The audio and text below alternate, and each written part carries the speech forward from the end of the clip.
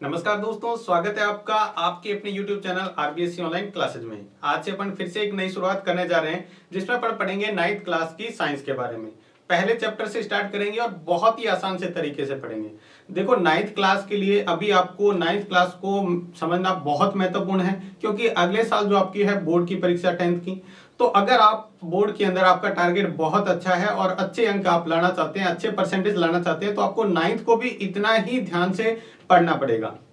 तो पीछे के जो 2 साल आपके बीच में जो खराब हुए हैं या जो आपकी पढ़ाई में डिस्टरबेंस हुआ है, उस सभी को बहुत ही अच्छी तरीके से कवर करते हुए, मतलब बिल्कुल बेसिक से आपको यहां पर पढ़ाएंगे, ताकि आपका जो टारगेट है वो आप आसानी से हासिल कर पाओ।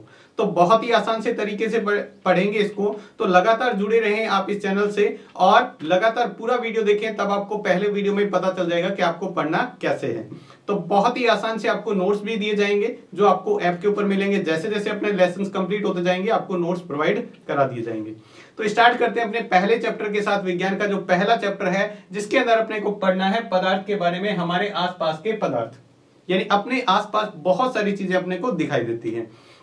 जैसे अभी आप पढ़ रहे हैं तो आपके हाथ में मोबाइल है या कंप्यूटर है, लैपटॉप है, आप जहां पर बैठे हैं किसी चेयर पे, ये तो आप चारों तरफ देखेंगे दीवार है, तो बहुत सारे पदार्थ अपने को दिखाई देते हैं। ठीक है, उनके बारे में ही बहुत ही अच्छी तरीके से जानकारी प्राप्त करेंगे कि वास्तव में पदार्थ होते क्या हैं। अपने इतने नाम सुनते हैं पदार्थ पदार्थ पदार्थ पदार्थ, तो होता क्या है उसके बारे में जानकारी लेंगे। तो देखो पदार्थ जो है अपने यहां पर पूरे विश्व में जो भी वस्तु अपने को दिखाई दे रही है, जो जिस सामग्री से यानी जिस चीज से वो बनी हुई है, उसको अपन कहते हैं पदार्थ। कोई भी वस्तु, चाहे अपन ये पेन ले सकते हैं, ये आपको बोर्ड दिखाई दे रहा है, ये बोर्ड, या कोई भी आपके हाथ में मोबाइल है, ये सारे क्या हैं, किसी न किसी सामग्री से बने हुए हैं, उसी को अपन क्या कहते हैं, पदार्थ कहते हैं। ठीक है, अगर आपको अच्छी तरह से इसकी परिभाषा लिखनी हो एग्जाम के अंदर, तो ये थोड़ी लिखेंगे। एग्जाम के अंदर आपको परिभाषा लिखनी हो तो ऐसी वस्तु जो क्या करती हो, जिसका कुछ द्रव्यमान हो और जो कुछ स्थान घेरती हो। द्रव्यमान मतलब अपन यहां पर समझ सकते हैं भार से। द्रव्यमान क्या होता है अपन यहां पर एक बार समझ सकते हैं भार से।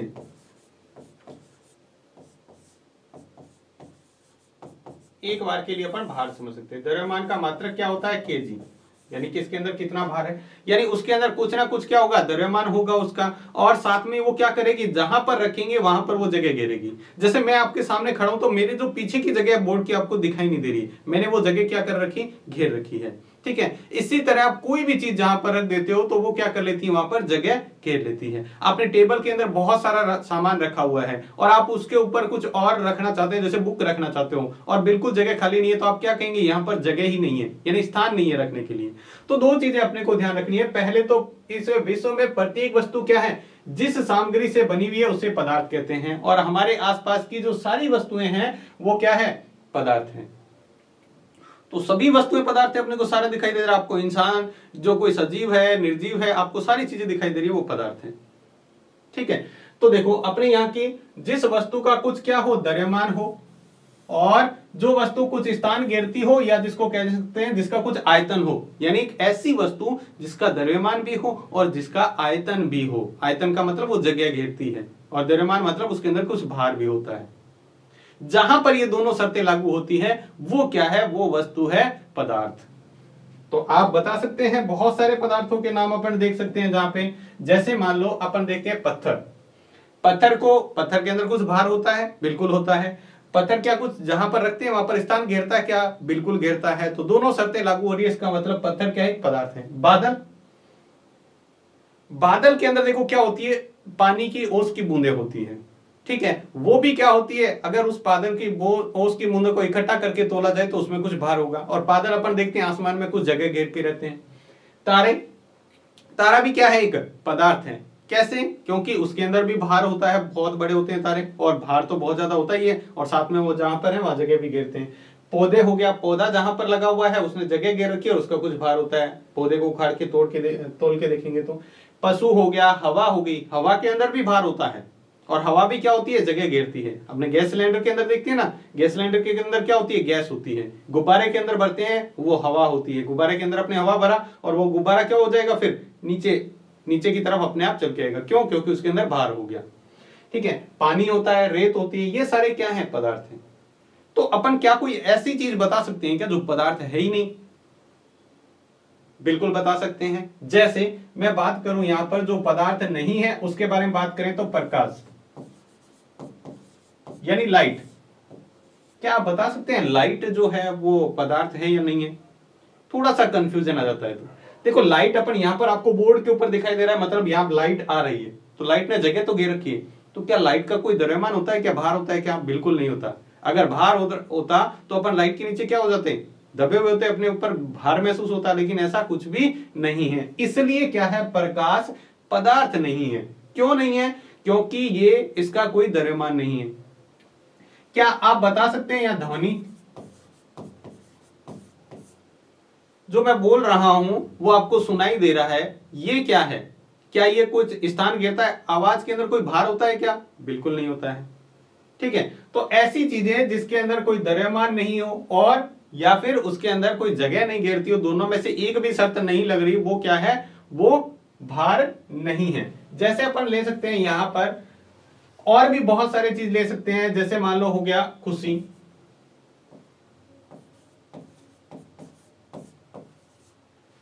अब ये खुशी है, अपने को किसी बात का कोई खुशी हो रही है, तो क्या वो जगह गिर रही है क्या? या उसके अंदर कोई भार है क्या? नहीं है। तो ऐसी चीजें जो क्या नहीं करती हो, ये दोनों शर्तें नहीं मानती हो। दोनों शर्तें कौन सी? पहला तो ये है कि वो क्या है, उसका कुछ द्रव्यमान होना चाहिए, और दूसरी बात क्या है, वो कुछ स्थान भी घेरनी चाहिए।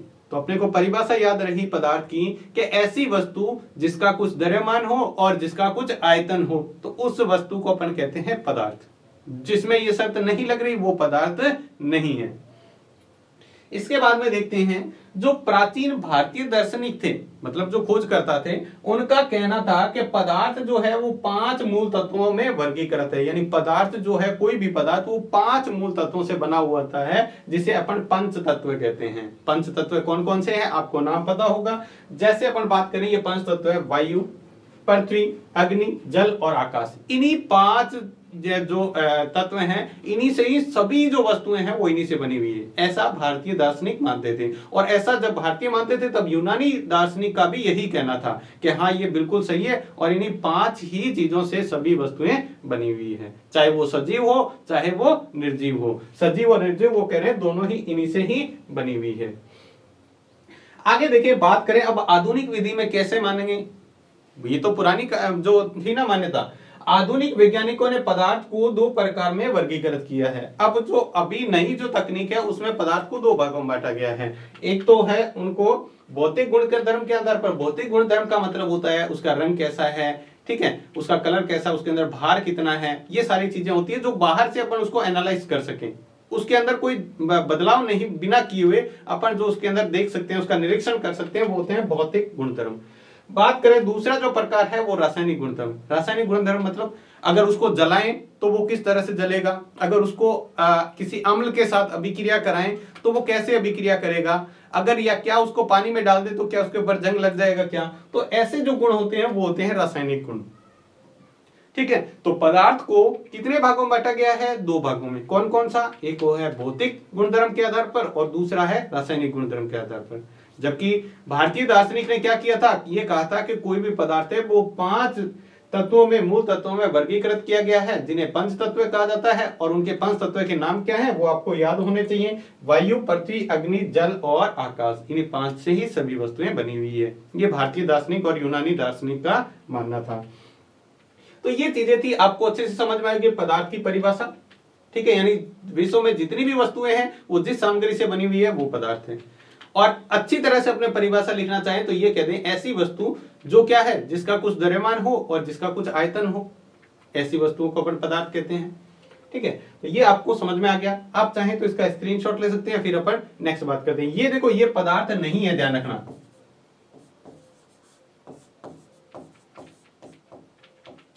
ये जो वस्तुएं हैं ये पदार्थ नहीं है। तो ऐसी वस्तुएं आप भी और सारे नाम सोच के मुझे कमेंट में लिखकर बताएं कि कौन कौन सी वस्तुएं पदार्थ नहीं है। कम से कम 2 नाम आपको भी लिखने हैं। अब आप इसका स्क्रीनशॉट लें। हाँ, तो देखो आगे बात कर लेते हैं। इसके बाद में इस पदार्थ के कुछ भौतिक स्वरूप, भौतिक मतलब बाहरी आधार पर अपन देखने से क्या पता चलता है, वास्तविक में अपन उसको निरीक्षण करें उसका, तो देखो क्या समझ में आता है। तो सबसे पहले हमें ये समझ में आता है पदार्थ कणों से मिलकर बना होता है। बहुत ही रोचक जानकारी है ये कि पदार्थ छोटे छोटे कणों से मिलकर बना होता है। कोई भी पदार्थ, अपने कह रहे हैं विश्व में सभी वस्तुएं क्या है, पदार्थ है। तो पदार्थ जो है वो छोटे छोटे कणों से मिलकर बना होता है। कैसे अपन पता लगा सकते हैं, इसके लिए अपन छोटा सा प्रयोग करते हैं। देखो हमने क्या किया, एक इस तरह का बर्तन लिया है, ठीक है। इसके अंदर अपने क्या किया, पानी डाल दिया, ठीक है। और पानी के कण ये देखो बड़े करके आपको दिखाए गए हैं। ये जो पानी के कण आपको बुलबुले टाइप में दिखाई दे रहे हैं, ये क्या है, इसको बड़ा करके दिखाया गया। पानी के कण इतने बड़े नहीं होते हैं, ठीक है, लेकिन ये छोटे छोटे होते हैं। लेकिन आपको यह दर्शाने के लिए क्या है, इसको जूम किया गया है। ये पानी के मान लो कण है, ठीक है, ये जल के कण है। इसमें क्या किया हमने, 1 चम्मच नमक मिला दिया और यहां पर हमने निशान कर लिया था, यहां पर हमने मार्क कर लिया था पानी यहां तक है। अब इसमें हमने क्या मिलाया, ये नमक डाल दिया 1 चम्मच। 1 चम्मच नमक डाल के और यहां पर नमक डाला तो ये देखो अभी नीचे जो जमा हुआ है ये नमक है। ये जो नीचे जमा हुआ है, अभी मैं इसको ब्लैक कलर से दिखा रहा हूं, नमक हालांकि व्हाइट होता है, ठीक है। अब क्या हुआ, ये आपको जो रेड कलर के यहां दिखाई दे रहे हैं, ये तो क्या है, जो इस कलर में दिखाई दे रहे हैं, ये तो नमक के अणु है, ठीक है। और बाकी जो दूसरे आपको दिखाई दे रहे हैं, ये क्या है, नीले कलर के आपको दिखाई दे रहे हैं, ये क्या है, ये है जल के अणु। ये क्या है, जल के अणु। अब आप इसको हिलाएंगे तो बताओ क्या होगा। अगर आप इस पानी को नमक के अंदर हिलाएंगे इस चम्मच से तो क्या होगा, पानी के अंदर नमक पूरा घुल जाएगा और पानी का स्तर वही रहेगा, जितना था पहले वही रहेगा, ज्यादा नहीं होगा पानी। अब वो नमक कहां गया बताओ। जब अपन पानी के अंदर चीनी या नमक घोल देते हैं तो वो अंदर घुल जाता है। घुलने का मतलब क्या हुआ, उस नमक के बहुत छोटे छोटे कण थे जो पानी के कणों के बीच में जाके घुस गए। पानी के कण थे, उसके बीच में जगह थी और वहां पर क्या हो गए, वहां पर जाकर स्थिर रह गए, ये इसके अंदर जाके घुस गए। तो यहां से अपने को क्या हुआ, अपने को लगता है कि नमक पानी के अंदर घुल गया। इसका मतलब पानी के कण क्या थे, थोड़े बड़े थे, ठीक है। अब पानी के कण मान लो इतने बड़े हैं और अपन इसके अंदर नमक के कण लेके जाएं तो नमक के कण मान लो छोटे हैं। यहां पर अपन एक बार नमक को दूसरे कलर से, अब इतने इतने हैं तो ये तो इसके बीच में जगह आसानी से आ सकते हैं, ठीक है। तो वास्तव में यही होता है कि वो जो पानी के कण के अंदर क्या होते हैं, नमक के कण, वो जगह होती है, वहां पर जाकर रुक जाते हैं और अपने को लगता है पानी। इसका मतलब क्या हुआ कि जब कण ये कण के रूप में था तभी तो ऐसा हुआ, जब ये कणों के रूप में था तभी कणों के बीच में जगह थी और वो दूसरा वहां जाके बीच में स्थिर हो गया, ठीक है। तो इसका मतलब अपने को ये पता चला पदार्थ कणों से मिलकर बना होता है, ठीक है। दूसरा देखो क्या है, पदार्थ के कण अत्यंत छोटे होते हैं, बहुत छोटे होते हैं, बहुत छोटे, अपने सोच नहीं सकते इतना छोटे होते हैं पदार्थ के कण। कैसे पता करें, देखो हमने क्या किया, यहां पर एक सॉल्यूशन लिया, 100 ml पानी लिया, ठीक है। पानी के अंदर आपने क्या डाला, पोटेशियम परमैंगनेट, या आप इसको डेटॉल से या कोई भी कलर ले सकते हो, आप पेन की स्याही भी ले सकते हो, ठीक है। वो हमने क्या किया, इसके अंदर डाल दिया 2 से 3 बूंद। अब आपने थोड़ा सा उसको लाया, मान लो ये 10 ml अपने डाल दिया इसके अंदर, 90 ml पानी में 10 ml हमने क्या डाल दिया, या 100 ml पानी में हमने 10 ml कोई भी इंक डाल दी, एक बार समझ लो कलर डाल दिया कोई भी 2-3 10 ml, तो ये पानी का कलर कैसा हो जाएगा, जैसे अपने जिस कलर की इंक डाली है वैसा हो जाएगा। अब उसमें से क्या किया, इसमें से हमने एक दूसरा पानी का जग और लिया जिसके अंदर 100 ml पानी है। अब इसमें से 10 ml निकाल के और इसके अंदर डाल दिया, मात्र 10 ml, छोटा सा देखो इतनी सी परख नली में डाला हुआ है, इसे अंदर इसे डाल दिया तो इसका भी रंग गुलाबी हो गया। अब दूसरा फिर पानी से, सिर्फ पानी था उसके अंदर, इसमें से इसके अंदर डाला, इसका भी गुलाबी हो गया। अब फिर क्या किया, लास्ट में लिया आपने एक और जग, उसमें भी पानी डाल रखा है 100 ml, इसमें भी अपने 10 ml फिर से डाला तो इसका भी हल्का क्या हो गया, पानी गुलाबी हो गया। इसका मतलब बहुत कण छोटे छोटे और वो पूरी दूर में फैल गए, देखो इतने छोटे थे कि ये सभी जगह में फैल गए।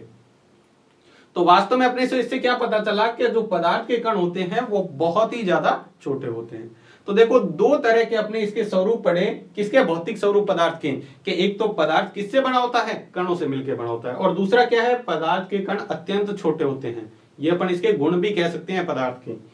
इसके बाद में देखो अपन पढ़ेंगे पदार्थ के अभिलाक्षणिक गुण, ये किस तरह से इसका बिहेव होता है, क्या क्या होता है इसके अंदर, वो पढ़ते हैं। तो सबसे पहला है इसके अंदर पदार्थ के कणों के बीच रिक्त स्थान होता है, खाली स्थान होता है, ये अभी अपने बात की थी, ठीक है, इसको भी अपन इसी प्रयोग से समझ सकते हैं कि जब इसके अंदर खाली स्थान था तभी पानी के अंदर नमक डाला और नमक के कण क्या हुए, वे उस खाली स्थान में जाकर छिप गए वहां पर। ठीक है, तो ये देखो खाली स्थान के अंदर क्या है, सारे नमक के जो आपको कण दिखाई दे रहे हैं, ये नमक के कण क्या है, खाली जगह में छिपे हुए हैं। अब ये बहुत छोटे थे, उससे भी पानी के कण से छोटे थे, तब इसके अंदर जाकर वहां पर स्थिर हो गए। ठीक है, तो पहले ये इसमें एक और बात याद रखनी है कि पदार्थ के जो पदार्थ के कण होते हैं उसके बीच में रिक्त स्थान मतलब खाली स्थान होता है। ठीक है, तो देखो इस तरह से देखा जाए तो ये तीनों ही पदार्थ के गुण है। पहला क्या है, पदार्थ छोटे छोटे कणों पदार्थ कणों से मिलकर बना होता है। दूसरे, पदार्थ के कण बहुत छोटे होते हैं। और तीसरा है, पदार्थ के कणों के बीच खाली स्थान भी होता है। तभी तो देखो यहां पर इसके अंदर ये घुल गया। इसके बाद अपन नेक्स्ट देखिए, चाहे तो आप इसका स्क्रीनशॉट ले ले।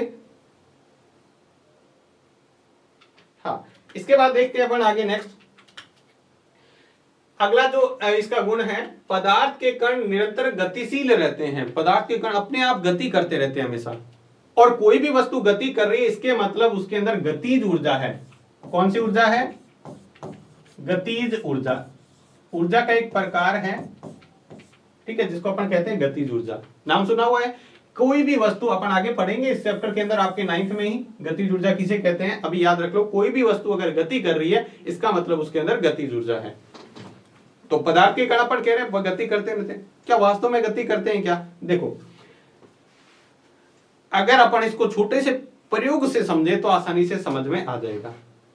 ठीक है, देखो प्रयोग में अपन समझते हैं, अगर पदार्थ के कण गति पहले अपन ये समझ लेते हैं कि पदार्थ के कण गति करते हैं तो उसके अंदर गतिज ऊर्जा होती है। और अगर उसका तापमान बढ़ा दे, अगर उस पदार्थ का तापमान बढ़ा दे तो जल्दी जल्दी गति करेंगे। क्या करेंगे? जल्दी गति करेंगे। कैसे? जैसे मान लो आपने क्या किया, एक बर्तन के अंदर आपने पानी डाला और इसके अंदर नमक डाला, ठीक है, और नमक डाल के सिर्फ 1 चम्मच, और इसको हिलाना नहीं है, रख दिया। आपने इसको देखा 15, 20, 1 घंटे बाद में नमक अपने आप पानी में घुल जाएगा। आप रख भी देंगे तो भी घुल जाएगा। 1 घंटे से नहीं तो 2 घंटे में, 2 घंटे नहीं तो 4 घंटे में घुल जाएगा। ठीक है, ये पानी था नॉर्मल पानी। अब उस पानी को हमने क्या कर दिया, गर्म किया हुआ पानी है। अब उसके अंदर नमक डाला, या फिर नमक डालने के बाद में पानी को गर्म करेंगे तो फिर क्या हो जाएगा, पानी जल्दी से उसके अंदर घुल जाएगा। क्यों घुल गया? क्योंकि कण जल्दी जल्दी गति करने लगे अब। ठीक है, तो यही कारण है कि पानी क्या होता है, वो उसके अंदर गतिज ऊर्जा होती है कणों के अंदर, और उसको और तापमान देते हैं तो गतिज ऊर्जा और अधिक बढ़ जाती है। अब देखो यहां पर दूसरी एक और परिभाषा भी है महत्वपूर्ण, कि विसरण का मतलब क्या होता है। पहला देखो हमने ये कहा कि पदार्थ के कणों में गतिज ऊर्जा होती है, और तापमान बढ़ाने से कणों की गतिज ऊर्जा बढ़ जाती है, कण जल्दी जल्दी गति करने लग जाते हैं। दूसरा है, दो विभिन्न पदार्थों में कणों के स्वतः मिलना ही विसरण कहलाता है। जब दो, अपन देखो यहां पर हमने क्या किया, पानी और नमक को बिना हिलाए हुए रख दिया, पानी के अंदर नमक को डाल के रख दिया, और रखा रहने पर भी कुछ देर बाद में पानी क्या हो जाएगा, उस नमक जो पानी के अंदर पूरा घुल जाएगा। मतलब दोनों आपस में क्या हो गए, मिश्रित हो गए, अपने आप ही मिश्रित हो गए। उसी को क्या कहते हैं, उसी को कहते हैं विसरण। क्या कहते हैं? विसरण कहते हैं।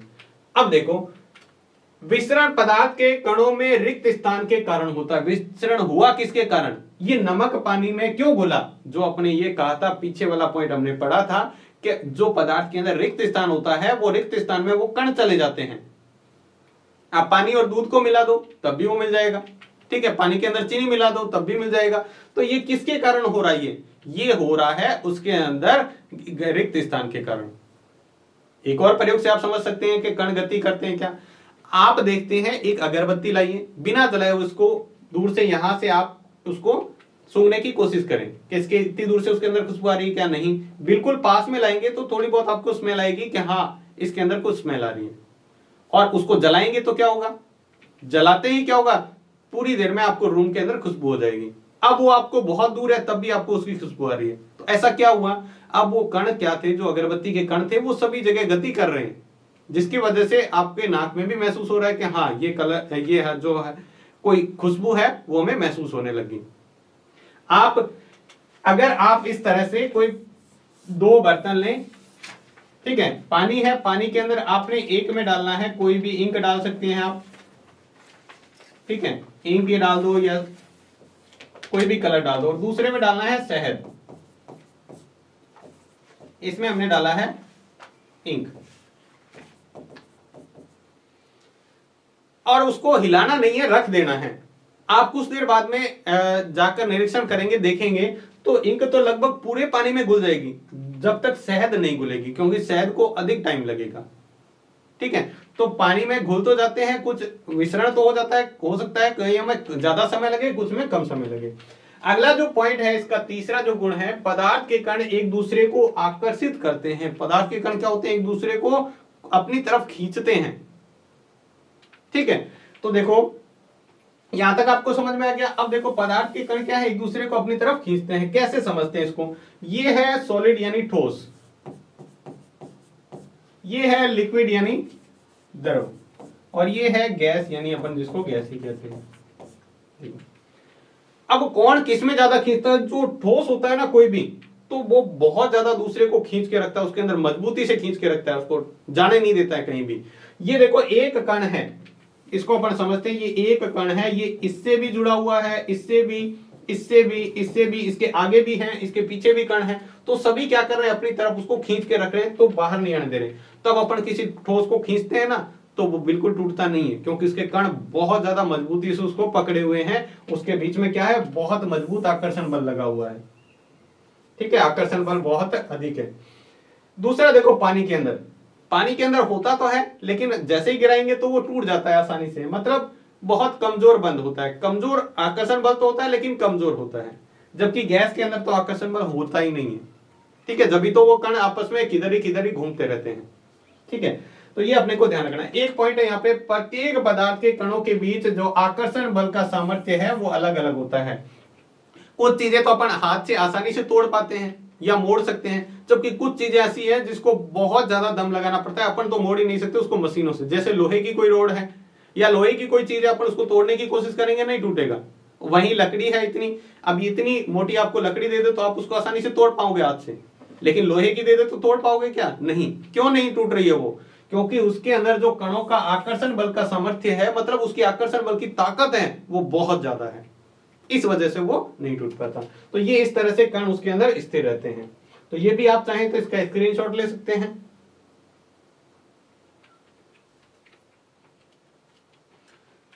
हाँ, इसके बाद में अपन देखते हैं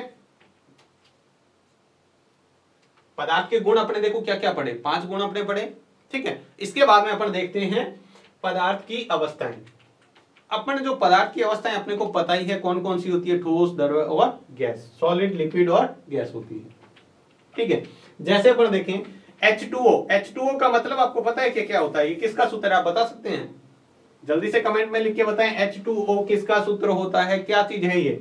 H2O होता है जल, यानी पानी का सूत्र होता है। अब पानी की यानी जल की ठोस अवस्था को अपन क्या कह देते हैं, ठोस अवस्था जब होती है तो उसको बर्फ कह देते हैं। ये आपको दिख रहा है, बर्फ क्या होती है, ठोस होती है, ठोस होती है ना बर्फ। दूसरा देखो, द्रव अवस्था होती है तो उसको अपन क्या कह देते हैं, जल कहते हैं, जिसको अपन लिक्विड, गिलास के अंदर जो पानी है वो लिक्विड है। और H2O गैस, यानी H2O गैस अवस्था में क्या होता है, भाप। भाप में अपन नॉर्मली बादल आपने देखे होंगे, वो क्या है, जल की कौन सी अवस्था है, वो है जल की गैस अवस्था। ठीक है, तो 3 अवस्था होती है किसी भी पदार्थ की, 3 अवस्था हो सकती है। ठीक है, किसी भी पदार्थ है उसकी 3 अवस्था, कौन कौन सी, एक होती है ठोस, दूसरी होती है द्रव और तीसरी होती है गैस, जो आपने देख लिया। अब बात करें गैस के कणों पर, ये बहुत इंपॉर्टेंट बात है, यहां पर बहुत ही महत्वपूर्ण बात है। यहां पर गैस के कणों पर अधिक दाब लगाएं और उसका ताप को कम कर दें। ठीक है, जैसे मान लो गैस के कण है, यहाँ पे मेरे हाथ के नीचे मान लो गैस के कण है, इसके ऊपर मैं बहुत ज्यादा दाब लगा रहा हूँ, प्रेशर लगा रहा हूँ, और मैंने ताप को क्या कर दिया, इस रूम को बिल्कुल जहां पर मैं दाब लगा रहा हूँ बिल्कुल ठंडा कर दिया। टेम्परेचर कम करने का मतलब, ताप कम करने का मतलब ठंडक देना उसको। ताप बढ़ता है तब गर्मी ज्यादा होती है, और ताप कम होता है तब क्या होती है, ठंडक बढ़ती है। तो मैंने क्या किया, उसके ऊपर बहुत दाब लगाया और ताप को कम कर दिया, तो इसके क्या है, कण समीप आ जाते हैं। लगाकर इन कणों को समीप लाया जा सकता है एवं उसको द्रवित किया जा सकता है। एक तरह से आप उसको हिला के देखेंगे तो ऐसे लगेगा द्रव है। जैसे अपन बात करें एलपीजी गैस का नाम सुना है आपने, एलपीजी के सिलेंडर आते हैं, उनको आप हिला के देखो तो आपको ऐसे लगेगा उसके अंदर पानी है, जबकि होता क्या है, द्रवित पेट्रोलियम गैस। इसका नाम द्रवित क्यों हुआ, क्योंकि बहुत सारे गैस के कण थे, उसको ऊपर प्रेशर लगा के उसको इकट्ठा किया गया और इकट्ठा करने से वो क्या हो गए, द्रवित हो गए। ऐसे आपने सीएनजी का नाम सुना होगा, संपीड़ित प्राकृतिक गैस, उसके ऊपर भी प्रेशर लगा के उसको क्या किया जाता है, संपीड़ित किया जाता है, उसको प्रेस किया जाता है, ठीक है, इकट्ठा किया जाता है। तो ये इसके उदाहरण हैं। यानी अपन क्या कर सकते हैं, गैस के कणों पर अधिक दाब और कम ताप लगाकर उसको आपस में इन्हें क्या किया जाता है, समीप लाया जा सकता है, और जिसको अपन कहते हैं द्रवित करना। क्या कहते हैं, द्रवित करना। यहां पर आप दो इंपॉर्टेंट क्वेश्चन बनते हैं, सीएनजी और एलपीजी का पूरा नाम क्या होता है। सीएनजी का होता है संपीड़ित प्राकृतिक गैस, और एलपीजी का होता है द्रवित पेट्रोलियम गैस। ये भी आप अच्छी तरह इसको याद रखने के लिए स्क्रीनशॉट ले सकते हैं। इसके बाद में अपन देखते हैं आगे नेक्स्ट, जो तीनों अवस्थाओं हैं इसके गुण के बारे में। बहुत इंपॉर्टेंट है, आपके जो बुक में दे रखा है इसको बहुत बड़ा करके दे रखा है। आप अगर इस टेबल को अच्छी तरह समझ लेते हैं तो ये सब कुछ आपको अभी याद हो जाएगा। देखते हैं इसके अंदर क्या है। तीन अपने पास क्या है, अवस्थाएं हैं, ठोस, द्रव्य और गैस। अपन इसके पढ़ेंगे एक एक गुण के बारे में। पहले मैं आपको गुण समझा देता हूं, इसका मतलब क्या होता है, फिर अपन आगे। आकार, आकार मतलब किसी वस्तु का या पदार्थ का आकार कैसा है, शेप कैसा है। आयतन मतलब वो कितनी जगह घेरे हुए है। आपने पढ़ा था ना आयतन, यानी उसके अंदर कुछ द्रव्यमान होना चाहिए, उसको कुछ आयतन, यानी आयतन उसका जगह घेरे हुए। घनत्व है, घनत्व का मतलब होता है इतनी सी जगह में एक निश्चित जगह ले ली अपने, इसके अंदर इसके कितने कण आ जाएंगे एक निश्चित शेप के अंदर। देखो अब इतना सा टुकड़ा मैंने मान लो 1 इंच या इतना सा हाथ के जितना आपने एक टुकड़ा ले लिया, जैसे अपने शेप में अंदर, या इतना सा टुकड़ा ले लिया। यही टुकड़ा आपने एक लोहे का लिया और एक लकड़ी का लिया है, तो लोहे के टुकड़े में बहुत भार होगा। क्यों, क्योंकि उसके अंदर जो कण है इसके इतने से में बहुत सारे कण आ चुके हैं, जिसकी वजह से उसके अंदर भार क्या हो गया, अधिक हो गया। तो घनत्व वो होता है एक निश्चित एरिया के अंदर कितने उसके कण हैं। संपीड़िता का मतलब क्या होता है, उसके ऊपर प्रेस डाले तो वो कितना दब सकता है, उसके ऊपर बहुत ज्यादा प्रेशर दे तो वो कितना दब जाएगा। आकर्षण बल मतलब अपने बात की थी, उसके कणों के बीच में आकर्षण बल पाया जाता है, तो किस अवस्था में आकर्षण बल कम होता है, किस में ज्यादा होता है। विसरण का मतलब है दोनों को आपस में मिलाए तो क्या मिल जाएगा क्या अपने आप, या नहीं मिलेगा वो, और फिर उसके उदाहरण। समझ में आ गया। अब अपन पहले पॉइंट की बात करते हैं, आकार की। आकार, ठोस का आकार निश्चित होता है। एक आपने मार्कर का टुकड़ा ले दिया, इसको कहीं भी रख दो, आप मेज पर रखो, गिलास में रखो, ठीक है, टेबल पर रखो, ये ऐसा ही रहेगा या चेंज हो जाएगा, नहीं होगा। तो आकार इसका क्या होता है, निश्चित। नहीं समझ में आया, अभी आ जाएगा। द्रव्य के बारे में पढ़ेंगे। द्रव्य का आकार होता है अनिश्चित। द्रव्य में पानी में, उसको पानी द्रव्य अपन मान लेते हैं, पानी गिलास में डालोगे तो गिलास के शेप का हो जाएगा, उसको किसी और बर्तन में डालोगे तो उसका शेप ले लेगा, ठीक है। अगर उसको अपन किसी और के शेप में डाल देंगे तो वो और शेप ले लेगा, पानी जैसा उसके अंदर शेप मिलेगा उस तरह का वो अपनी आप आकृति बना लेगा। और ये अनिश्चित होता है। गैस की आकृति, गैस का जो आकार है वो भी अनिश्चित होता है। गैस आपने एक रूम के अंदर है तो एक रूम के आकार का ले रखा है, उसको एक अपन सिलेंडर में इकट्ठा करके डाले तो सिलेंडर का रूप ले लिया उसने, या किसी और चीज में डाले तो वैसा रूप ले लेता है। यानी आकार सिर्फ ठोस का फिक्स है, निश्चित है, बाकी निश्चित नहीं है, ठीक है। इससे और टेबल समझने के बाद में एक और इंपॉर्टेंट बात, आपको बहुत इंपॉर्टेंट बात बताएंगे, लेकिन पहले आप उसको टेबल समझनी पड़ेगी। आयतन, आयतन क्या होता है, यानी एक निश्चित, एक गिलास, एक जैसे अपने अभी एक बॉक्स लिया था, इस बॉक्स के अंदर कोई भी ठोस कितना आता है, निश्चित है, अपना उतना ही आएगा। इसके अंदर अपन रेत डालें तो रेत एक निश्चित मात्रा में आएगी, ठीक है, यानी उसका आयतन निश्चित है। पानी भी इसके अंदर आएगा, निश्चित है, पानी इसके अंदर डालेंगे वो निश्चित है। पानी इसमें डाला उतना ही, आप उसके अंदर दूसरा मटेरियल डालेंगे, दूध डालेंगे तो ही उतना आएगा, उसके अंदर तेल डालेंगे तो ही उतना आएगा, ठीक है। तो इसका आयतन निश्चित होता है, किसका, द्रव्य का। लेकिन गैस का अनिश्चित होता है। गैस आप इसमें 10-12 कण डाल दोगे तो भी उतना ही रहेगा। अब गैस इतने से को आप कमरे में भी फैला सकते हो पूरा, क्योंकि अगरबत्ती कितनी होती है, या सेंट की शीशी ले लो या कोई और खुशबू ले लो, थोड़ा सा फैलाते ही पूरे रूम में फैल जाती है। तो आयतन निश्चित नहीं है, जितना होगा फैल जाएगा, कम हो जाएगा, तो आयतन निश्चित नहीं है, अनिश्चित है। तीसरा पॉइंट देखिए, घनत्व। घनत्व क्या होता है, अब देखो यहां पर घनत्व बहुत अधिक होता है, यानी इसमें क्या होता है, बहुत पास पास में कण होते हैं। किसके अंदर, ठोस के अंदर। ठोस के अंदर जो कण होते हैं वो बहुत अधिक पास पास में होते हैं, इसलिए उसका घनत्व बहुत ज्यादा होता है। यानी इसमें अपन इतनी सी एरिया के अंदर गिने तो ये बहुत सारे कण हैं, ठीक है। अगर 10 की लाइन माने तो ये कितने हो जाएंगे, लगभग 100 के करीब, ये 100 कण है। जबकि द्रव के अंदर क्या होंगे, कम हो जाएंगे, ये थोड़े 70 तक हो जाएंगे, 60 तक हो जाएंगे, तो ये इससे कम कण है। क्षेत्रफल उतना ही है, उसका आयतन उतना ही है, लेकिन इसके अंदर ज्यादा कण है, इसके अंदर कम है। और गैस में तो बहुत ही कम होते हैं, क्योंकि गैस क्या होते हैं, कण दूर दूर तक फैलते ही रहते हैं। तो बात करें तो इसमें क्या होता है, इसका घनत्व बहुत अधिक होता है, जबकि द्रव का क्या होता है, ठोस से कम होता है लेकिन गैस से अधिक होता है। क्योंकि देख लो यहाँ पर 100 है, यहाँ पर 60 है, और यहाँ पर 10 20 है बस। तो इससे तो कम है लेकिन इससे ज्यादा है, क्या, इसका घनत्व। जबकि गैस का घनत्व क्या होता है, अत्यंत कम होता है, बहुत कम होता है। गिनती के देखो, यहाँ पर गैस के अणु आपको दिखाई दे रहे हैं, गैस के कण बहुत कम है, तो इसका घनत्व बहुत कम है।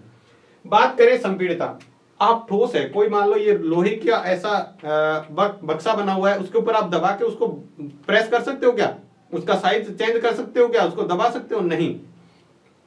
तो संपीड़िता बिल्कुल नहीं है, नगण्य के बराबर है। पानी में क्या करोगे, आप उसके ऊपर दाब डालोगे, जैसे मान लो आपने एक इंजेक्शन लिया, सिरिंज ले लें, सिरिंज ऐसे इस तरह से ले लें और उसका पिस्टन पीछे की तरफ खींच के रखें, उसके अंदर पहले रेत भरें, आगे से उसको बिल्कुल बंद कर दें, आगे से पानी या जो रेत भरा है वो नहीं निकलना चाहिए। अब उसको दबाएंगे, रेत से भरा हुआ, तो वो जरा भी नहीं खिसकेगा, जहां पर आप रेत पूरी भर रखी है तो वो खिसकेगा ही नहीं। पानी डालोगे तो थोड़ा सा प्रेशर उसके अंदर दब जाएगा, पानी क्या है यहां तक था तो इसको थोड़ा सा इधर तक आ जाएगा वो सिरिंज का। जबकि गैस उसके अंदर खाली, देखो सिरिंज में है तो आप उसको दबाते जाओ, वो यहां तक फैल जाएगा। अगर खाली सिरिंज है, उसके अंदर गैस आपने भर के उसके पीछे से लगा दिया, पिस्टन है जो लगा के फिर उसको दबाएंगे तो काफी दब जाएगा। इसका मतलब गैस का साइज क्या हो गया, चेंज हो गया। इसका मतलब क्या है, इसकी जो संपीड़िता होती है, दबाने का जो प्रेशर होता है बहुत नहीं दबता है, बिल्कुल दबता ही नहीं है ये। पानी बहुत कम दबता है, जबकि गैस आसानी से, इस कमरे में जितनी भी गैस है ना, उसको इकट्ठा करके आप एक छोटे से सिलेंडर में डाल सकते हैं। तो आपने उसको कितना दबा के उसको कम कर दिया, तो ये कर सकते हैं। उसके बाद करें विसरण, दो पदार्थों को आपस में पास में रख दो ठोस, क्या वो आपस में मिक्स हो जाएंगे, क्या, बहुत नहीं के बराबर, बहुत कम होते हैं, अत्यंत कम मतलब नहीं के बराबर। ठोस से अधिक लेकिन गैस से कम। कुछ विलयन ऐसे होते हैं जिनको आप पानी को दूध को मिलाएंगे तो मिल जाएगा, लेकिन पानी और तेल को मिलाएंगे तो मिल जाएगा क्या, नहीं, मिल तो जाता है लेकिन बहुत कम मिलते हैं। ठोस से तो, ठोस तो बिल्कुल नहीं मिलता है, तो ठोस से अधिक मिलते हैं लेकिन गैस से कम, क्योंकि गैस तो कोई सी भी दो हो लगभग मिल जाएगी, गैस तो कोई सी भी दो गैस कर लो आप, आपस में घुल जाएगी, ठीक है। तो गैसें क्या होती है, अत्यधिक विसरण होता है गैसों के अंदर। विसरण की उदाहरण अपने को पता ही है, पत्थर हो गया, नमक हो गया, ये तो है ठोस, जल तेल दूध ये क्या है, द्रव। और बात करें ये क्या है, O2 का मतलब ऑक्सीजन, H2 का मतलब हाइड्रोजन और N2 का मतलब नाइट्रोजन। तो ये क्या है, ये है गैस के उदाहरण। अब बात मैंने कहा था एक इंपॉर्टेंट बात ये है कि अगर आपसे पूछे ठोस के गुण लिखिए, ठोस के आपको क्या करने हैं, गुण लिखने हैं, तो ठोस के गुण देखो क्या लिखेंगे, देखो ध्यान से, ठोस का आकार निश्चित होता है। अब ठोस की बात करें ना, तो ठोस का आकार निश्चित होता है, ठोस का आयतन भी निश्चित होता है, ठोस का घनत्व बहुत अधिक होता है, ठोस की संपीड़ितता नगण्य होती है, ठोस का आकर्षण बल उच्च होता है, मतलब कणों के बीच आकर्षण बल। ये क्या आकर्षण बल, मतलब इनके कण है ना, ये इन कणों का आपस में आकर्षण बल बहुत अधिक होता है। ठोस में विसरण अत्यंत कम होता है, ठोस में विसरण बहुत कम होता है। और ठोस के उदाहरण ये आप लिख सकते हैं। तो देखो इतने से पॉइंट से सारा, आप बुक के अंदर चैप्टर देखना क्या कैसे दिया हुआ है, लेकिन आप इसको इस तरह से आसानी से कर सकते हैं। अगर द्रव्य का पूछे तो द्रव्य में भी ऐसे लिख सकते हैं, द्रव्य का आकार अनिश्चित होता है, द्रव्य का आयतन निश्चित होता है, द्रव्य का घनत्व ठोस से कम लेकिन गैस से अधिक होता है। तो इस तरह से आप सारे पॉइंट बना सकते हो, गैस के भी इसी तरह बना सकते हो। बस आपको क्या लिखना है, गैस का आकार अनिश्चित होता है, गैस का आयतन अनिश्चित होता है, गैस का घनत्व अत्यंत कम होता है। तो इस तरह से आप बहुत सारे पॉइंट बना सकते हैं। तो आपको ये सारी चीजें समझने में बिल्कुल दिक्कत नहीं आएगी अगर आप इस तरह से इसको समझते हैं तो ये आपको अच्छे से समझ में आ गया होगा। आप चाहे तो इसका स्क्रीनशॉट ले लें और चाहे तो आप इसको कॉपी में नोट भी कर सकते हैं।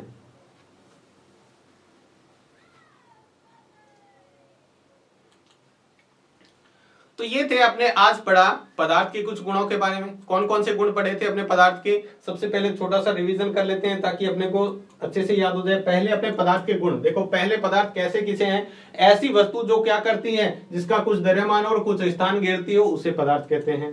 ठीक है, पदार्थ को 5 तत्वों का बना हुआ माना गया है भारतीय दार्शनिक के अनुसार, लेकिन अब 2 गुणों में बांटा गया है, भौतिक और रासायनिक गुणधर्म के आधार पर। उसके बाद में ये है इंपॉर्टेंट इसके गुण, पदार्थ के गुण। पहला है पदार्थ कणों से मिलकर बना होता है, दूसरा है पदार्थ के कण अत्यंत छोटे होते हैं, तीसरा देखो पदार्थ के कणों के बीच रिक्त स्थान होता है, पदार्थ के कणों के बीच रिक्त स्थान होता है। और चौथा पॉइंट था पदार्थ के कण निरंतर गतिशील रहते हैं, पदार्थ के कण क्या करते रहते हैं, गति करते रहते हैं। और लास्ट 5वां पॉइंट है पदार्थ के कण एक दूसरे को आकर्षित करते हैं। ये 5 पॉइंट आपसे लिखा है, पूछ ले कि पदार्थ के गुण लिखिए तो आपको ये 5 पॉइंट लिखना है। ठीक है, पदार्थ कणों से मिलकर बना होता है, कण अत्यंत छोटे होते हैं। ठीक है, पदार्थ के कण क्या करते रहते हैं, पदार्थ के कणों के बीच खाली स्थान होता है, पदार्थ निरंतर गतिशील रहते हैं उसके कण, और पदार्थ के कण एक दूसरे को क्या करते हैं, आकर्षित करते हैं। ये 5 पॉइंट। उसके बाद में अपने 3 अवस्थाओं के बारे में पढ़ा, ठोस, द्रव्य और गैस, और उसके गुण अपने ये पढ़े। तो उम्मीद है आज का वीडियो आपको अच्छे से समझ में आ गया होगा। वीडियो आपको कैसा लगा हमें कमेंट बॉक्स में लिखकर जरूर बताना है, और अगर आप कोई सुझाव देना चाहते हैं तो भी आप हमें कमेंट बॉक्स में लिखकर बता सकते हैं। तो आज की वीडियो में बस इतना ही।